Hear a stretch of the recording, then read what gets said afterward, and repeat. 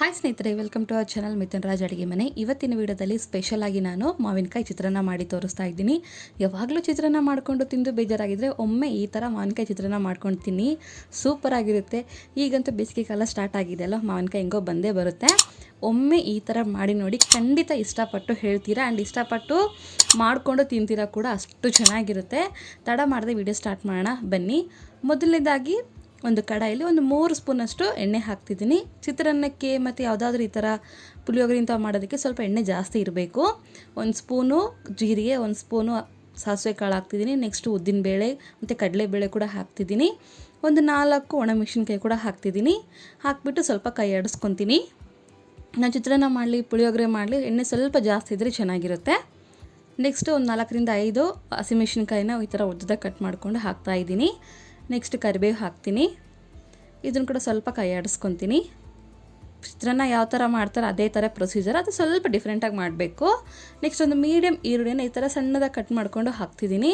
ಕೆಲವರು ಉದ್ದದಾಗ ಕಟ್ ಮಾಡ್ಕೊಂಡು ಕೂಡ ಹಾಕ್ತಾರೆ. ಆ ರೀತಿ ಹಾಕೋಕ್ಕಿಂತ ಈ ರೀತಿ ಮಾಡಿಕೊಂಡು ಹಾಕಿದರೆ ಚೆನ್ನಾಗಿರುತ್ತೆ ಚಿತ್ರಾನ್ನ.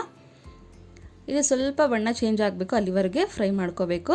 ಬೇಗ ಕುಕ್ ಆಗಲಿ ಅಂತ ಉಪ್ಪು ಕೂಡ ಇಲ್ಲೇ ಹಾಕ್ತಿದ್ದೀನಿ. ರುಚಿಗೆ ತಕ್ಕಷ್ಟು ಉಪ್ಪು ಕೂಡ ಇಲ್ಲೇ ಹಾಕ್ಕೊಂಡು ಒಂದು ವೇಳೆ ಕಡಿಮೆ ಬಿದ್ದರೆ ಲಾಸ್ಟಲ್ಲಿ ಕೂಡ ಹಾಕ್ಕೊಳ್ಳೋಣಂತೆ. ಇದನ್ನು ಚೆನ್ನಾಗಿ ಕೈ ಆಡಿಸ್ಕೊಂಡು ಸ್ವಲ್ಪ ಕಲರ್ ಚೇಂಜ್ ಆಗಬೇಕು, ಅಲ್ಲಿವರೆಗೂ ಫ್ರೈ ಮಾಡ್ಕೊಳ್ಳೋಣ. ನೋಡಿದ್ರೆ ಆದಷ್ಟು ಕಲರ್ ಚೇಂಜ್ ಆಗಿದೆ. ಇವಾಗ ಇದಕ್ಕೆ ತುರಿದಿರುವಂಥ ಮಾವಿನಕಾಯಿನ ಹಾಕ್ತಾಯಿದ್ದೀನಿ. ಒಂದು ಅರ್ಧ ಕಪ್ ಅಂದರೆ ಒಂದು ಅರ್ಧ ಮಾವಿನಕಾಯಿ ಹಾಕ್ತಿದ್ದೀನಿ ನಾನು. ಅರಿಶಿಣ ಪುಡಿ ಇಲ್ಲಿ ಸ್ವಲ್ಪ ಹಾಕ್ಕೊಳ್ಳಿ, ಜಾಸ್ತಿ ಹಾಕ್ಕೋಬೇಡಿ. ನಿಮಗೆ ಹುಳಿ ಇಷ್ಟ ಇಲ್ಲ ಅಂದರೆ ಸ್ವಲ್ಪ ಜಾಸ್ತಿ ಕೂಡ ಹಾಕ್ಕೋಬೋದು. ಏನು ಮೆಣಸಿನ್ಕಾಯಿ, ಹಸಿಮೆಣಸಿನ್ಕಾಯಿ ಇಲ್ಲ ನಮಗೆ ಹುಳಿ ಇಷ್ಟ ತಿನ್ಬೋದು ಅಂದರೆ ಈ ಥರ ಮಾಡ್ಕೋಬೋದು. ಇನ್ನೂ ಹುಳಿ ಬೇಕಂದರೆ ಎಕ್ಸ್ಟ್ರಾ ನೀವು ನಿಂಬೆಹಣ್ಣಿನ ರಸ ಕೂಡ ಹಾಕ್ಕೋಬೋದು. ನೆಕ್ಸ್ಟ್ ಇಲ್ಲಿ ತುರಿದಿರುವಂಥ ತೆಂಗಿನಕಾಯಿನ ಹಾಕ್ತಿದ್ದೀನಿ. ಹಸಿ ತೆಂಗಿನಕಾಯಿ ಇದ್ದರೆ ಅದು ಹಾಕ್ಕೊಳ್ಳಿ, ಇಲ್ಲ ಒಣ ತೆಂಗಿನಕಾಯಿ ಇದ್ದರೆ ಅದಾದರೂ ಹಾಕ್ಕೊಳ್ಳಿ. ಇದನ್ನು ಕೂಡ ನೀಟಾಗಿ ಕಲಿಸ್ಕೊತೀನಿ. ಆಲ್ರೆಡಿ ನಾನು ಅನ್ನನ ರೆಡಿ ಮಾಡ್ಕೊಂಡು ಇಟ್ಕೊಂಡಿದ್ದೀನಿ, ಅದನ್ನು ಹಾಕ್ತೀನಿ. ಎಲ್ಲವನ್ನು ಒಂದೇ ಸರಿ ಹಾಕೋದಿಲ್ಲ, ಕ್ವಾಂಟಿಟಿಗೆ ಎಷ್ಟು ಬೇಕೋ ಅಷ್ಟು ನೋಡಿಕೊಂಡು ಹಾಕ್ಕೊತಾ ಹೋಗ್ತೀನಿ. ಒಮ್ಮೆ ಮಾಡಿ ಖಂಡಿತ ಎಲ್ಲರೂ ಇಷ್ಟಪಟ್ಟು ತಿಂತಾರೆ.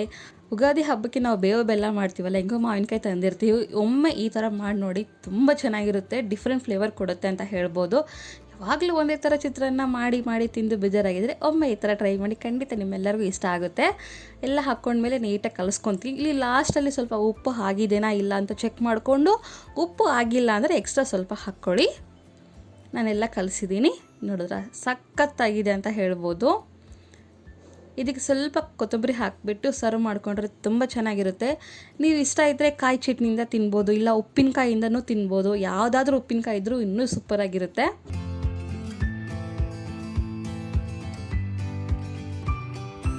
ಈ ಮಾವಿನಕಾಯಿ ಚಿತ್ರಾನ್ನಕ್ಕೆ ಕಾಯಿ ಚಟ್ನಿ ಆದರೆ ಸಖತ್ತಾಗಿರುತ್ತೆ. ಟ್ರೈ ಮಾಡ್ತೀರಾ ಅಂದ್ಕೊಂಡಿದ್ದೀನಿ.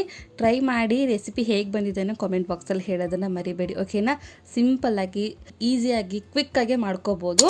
ನೋಡಿದ್ರೆ ಸಖತ್ತಾಗಿದೆ ಅಲ್ವಾ. ಈ ವಿಡಿಯೋ ಈ ರೆಸಿಪಿ ಇಷ್ಟ ಆದರೆ ಲೈಕ್, ಶೇರ್ ಆ್ಯಂಡ್ ಸಬ್ಸ್ಕ್ರೈಬ್ ಮಾಡ್ಕೊಳ್ಳೋದನ್ನು ಮಾತ್ರ ಮರಿಬೇಡಿ, ಓಕೆನಾ. ನೀವು ನೋಡೋದಲ್ಲದೆ ನಿಮ್ಮ ಫ್ಯಾಮಿಲಿ ಮೆಂಬರ್ಸ್ಗೆ ಮತ್ತು ಫ್ರೆಂಡ್ಸ್ಗೆ ಎಲ್ಲರೂ ಶೇರ್ ಮಾಡಿ ಹೆಚ್ಚಿನ ಪ್ರೋತ್ಸಾಹ ಕೊಟ್ಟಂಗೆ ಆಗುತ್ತೆ ನನಗೆ, ಓಕೆನಾ. ಮುಂದಿನ ನೋಡೋದಲ್ಲಿ ಮತ್ತೆ ಸಿಗೋಣ. ಅಲ್ಲಿವರೆಗೂ ಟೇಕ್ ಕೇರ್, ಬಾಯ್.